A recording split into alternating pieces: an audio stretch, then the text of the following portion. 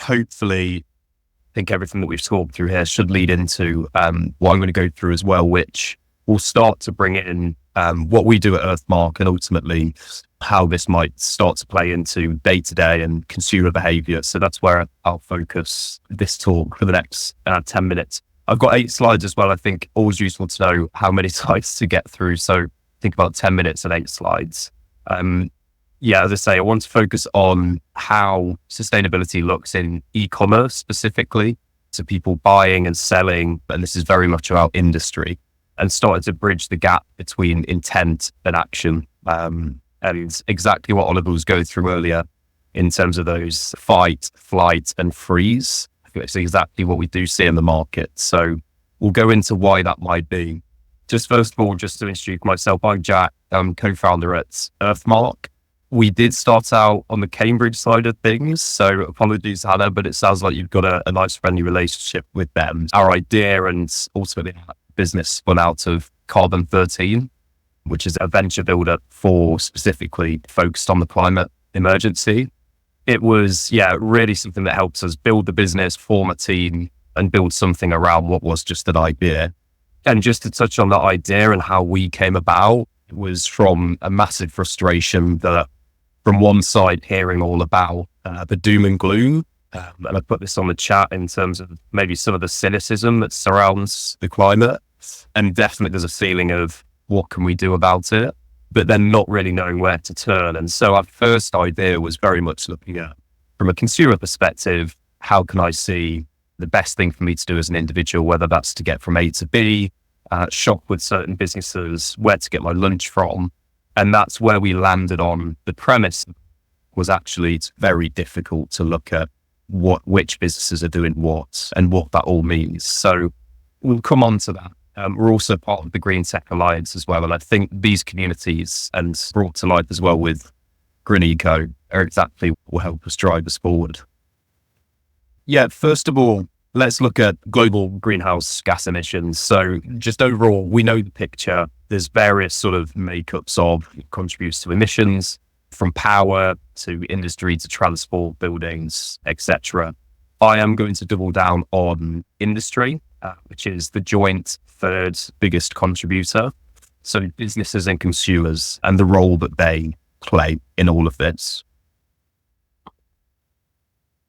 So if we look at, I guess, the end-to-end industry through to the back-end supply chain, so logistics, packaging, waste, returns, through to businesses themselves. So looking at targets and goals, the challenges that they have with operational efficiency and the goals tying those to where they want to get to. And then through to consumers as well. So we know that there is a growing trend of eco-conscious consumers and conscious consumerism. But all of this put together is quite a confusing landscape at the minute. And we've got the demands on the back-end supply chain when we look at free returns, shipping, people expect things next day, if not sooner. Companies are expected to set targets and to communicate those, to be held accountable. And again, from a consumer's perspective, all of this wraps itself up into quite a complex, noisy space. Ultimately plays into where there is a big gap. And this gap exists between what people say and what people would like to do. For example, yes, of course, I'd like to act more sustainably. Yes, I'd like to take actions. Yes, I'd like to shop with brands that are taking the climate crisis seriously. But then in reality, when it happens, when we have our busy days, when we have our commutes, when we have our jobs to do, the action and just sticking with what we know. And so we know that this gap is there, and that's something that we really dug into. And I think there's a couple of things that really stand out, and that's how confusing things are. So there are hundreds, if not thousands, of different standards, guidelines, eco-labels and certifications. And also there is a perception that going green is potentially still quite a niche thing that can be hard, it can be expensive. And so what I'm going to try and bring to life here is something that we've observed and we have, built ultimately our business Earthmark around. This is a model that I don't know, I'll maybe Google this afterwards to see if it's been used as an analogy before, but I'd like to use this as when shit hits the fan, ultimately. So what the trust crisis, and we spoke about different crises earlier on, and Oliver touched on this, and the trust crisis was just another one of these. We think around the sort of 2000s to up to probably about 2020, there was this big problem where ultimately e-commerce was introduced. So businesses starting to go online, the high street suffering, and then suddenly overnight, this massive tech innovation, which is blowing into the market. This was hugely disruptive. So we know the age-old example with Amazon and bookstores, that really starts to bring it to light. But if we look at it, these discoveries, whether it's a science or a tech discovery, and we're seeing similar with AI as well at the minute, these are ushered into the market. And what we start to see is a feedback loop. So consumers often are the people that pick this up. They start to generate demands. The interest ultimately comes from them. Businesses start to switch on and be alert to the fact there could be a market. There might be some money to be made here. And then this goes from businesses starting to be set up, deliver products and services. There's then this feed. Consumers start to prefer. There stops gaps in the market. And then eventually government ushers in guidelines, rules, regulations of sorts.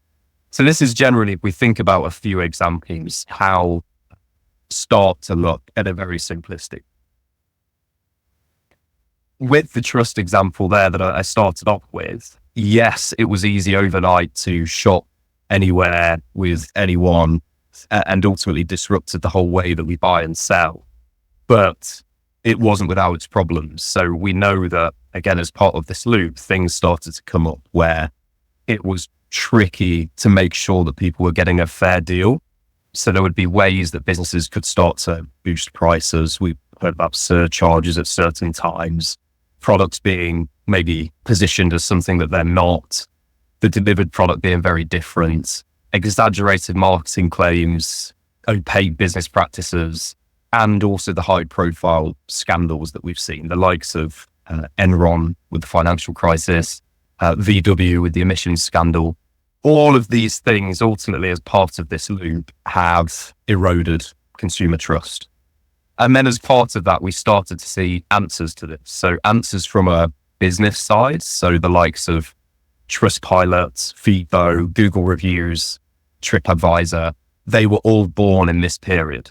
And this is no coincidence. There was a big demand for who people should trust, who we want to hear from our peers and from randomers sometimes. Did they like the product they got? Did they think it was worth it and a valuable deal? And then GDPR came in. So from a government perspective, this wasn't the only example, but this was one of the involvements that government had. So looking at, and this was across Europe, how consumers' data is handled and what businesses can do with that. So let's look at all of those lessons that we've learned with various discoveries and especially trust, and associate that to the climate crisis. So climate, again, as a scientific discovery that started obviously ages ago, that we are in this man-made climate crisis, and then ultimately came to fruition with the government intervention around 2016 with the Paris Agreement, where the market starts to, I'd say, sit up and listen, but starts to at least react and respond in some ways. And I think we did start off with quite a niche audience with this. If we think back to around 2020 and maybe just after the Paris Agreement, in fact, so even earlier, there was an effect of consumers looking at climate and the climate crisis as being quite pigeonholed into a niche bunch of people, maybe recycling, doing what they could with reusable cups and bottles in offices. But ultimately, this then started to wrap itself up into businesses switching on, setting up ESG and CSR teams, and then into more certifications, the likes of B Corp, Good Shopping Guide, and other directories coming up to try and help people understand more about the landscape. And then through to some of the regulations that we see today that will start to mandate that businesses must disclose their non-financial information and their environmental data. So all of this, again, as part of this loop, there's this huge demand for transparency, for consumer trust, and building those relationships between businesses and consumers. That's what makes the market go round. There have, of course, been bumps in the road, greenwashing incidents that have not confidence in claims. The likes of H&M's conscious collection has come under fire. HSBC was another example. And we are now in this space where, yes, this fan has maybe had to work overtime, but as we continue to go through this cycle, we're getting into a clearer space where we're starting to see the businesses that are driving change and starting to lead that transition. And we spoke earlier about how 2050 could look. Let's look at this cycle as getting into that and really starting to get into the right gear. Some of the examples just to flag as well, and just to bring this to life. So Patagonia has already got a shout out. We know that they do lead by example. They're committed to reducing emissions, but also creating this circular economy within the fashion industry. IKEA, they've committed to becoming climate positive and by 2030. So a really quite snappy target there. Canon, they have already reduced emissions. So yes, targets are very nice, but they're able to say since 2010 in their example, they've reduced scope 1 and 2 emissions by 50%.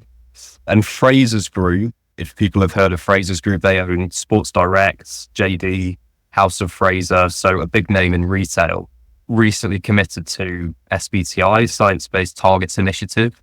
Again, yes, this is a future commitment, so that accountability does come into play, but they're aiming to decarbonize their supply chain.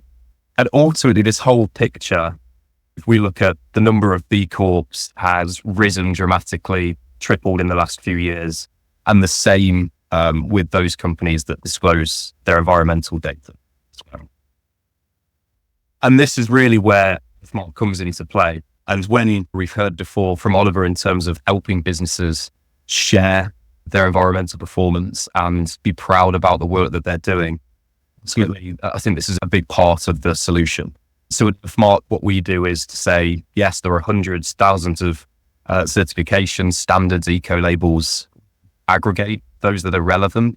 We contextualize it. We look at businesses' size and sector so that it's easy to compare apples for apples and create this 1 to 5 score. So very much a trust pilot for the climate that gives one place to compare performance. And then we basically deliver these APIs in places that people browse, shop, compare.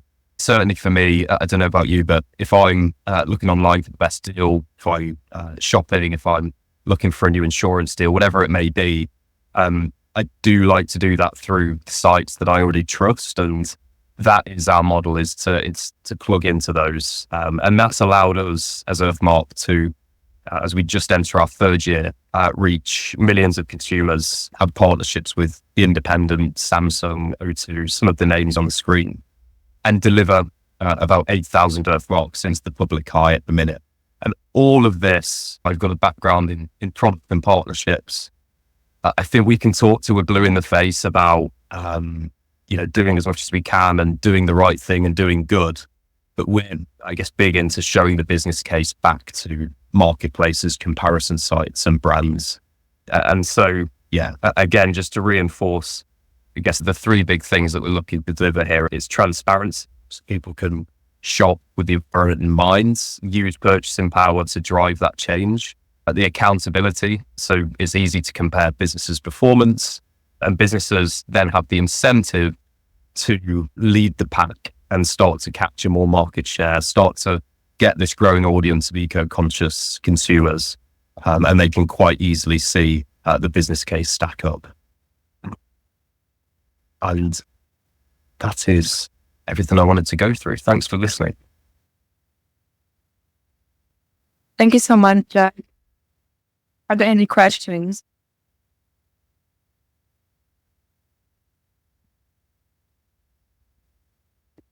Yeah, I'm not going. Hi, yeah, thanks, Jack. That was super interesting. It was just a question about Earthmark. So Am I understanding correctly that it's, how do I put this? You're trying to assess like all consumer brands rather than being a marketplace for eco brands in particular? Because I know that there's another company whose name has completely escaped me, founded by a guy called Thomas Panton. You've probably seen him on LinkedIn or something. Yes. I know Thomas's name, but not his company. That shows how good his LinkedIn following is, actually. He's got a very good post. Yeah. I mean, then Ethical Superstore as well is another sort of eco-consumer facing platform. But that's it. Right to say that yours is more like, it's all of them. This is how you make a decision as a consumer based on our rating scheme. That's it. Yeah. So probably a couple of things to flag in that. It's behavior, and I guess a UX would be the first thing. So the belief that people go to their trusted sites, their comparison sites, their marketplaces. So first of all, you'll see Earthmarks there. So embedding into those journeys to make it just as simple to look at product reviews and trust as it is to look at environmental performance, rather than having to go to Earthmark.io or a directory separately before you do that. And the other thing is, to your point, this is not just Earthmark highlighting audited or accredited or certified brands. This is us using as much public data as we can get hold of. Plus, we do have partnerships with S&P Global to try and get a bit more behind those paywalls, but to show the picture for all brands. And naturally, it has started in FMCG and consumer goods and retail, just by nature of brands that we've been asked to provide. But and really the point of that is, what about non-B Corps? What about these brands that haven't been through certification processes? Doesn't always mean that they're not prioritizing this. So, Cool. And do you see there being a potential threat with greenwashing, like obscuring the data, like purity that you use, or is there a way around that? Yeah, no, good question. So we're obviously also trying to handle it in the right way with brands greenwashing. So I think there is a sort of balance to get where we encourage brands to do as much as they can and communicate it. But from the greenwashing perspective, be able to point to very clear data. And again, that data would have to be publicly available relative to their size and sector, published in the public eye. So we have, means to make sure that we can get around that. But exactly the right point. It's how do we deliver a simplified view, but still have the right data integrity? Yeah. Okay, thank you so much. Thank you, Jack. And I think that brings us to the end of the event today. Thank you so much for joining.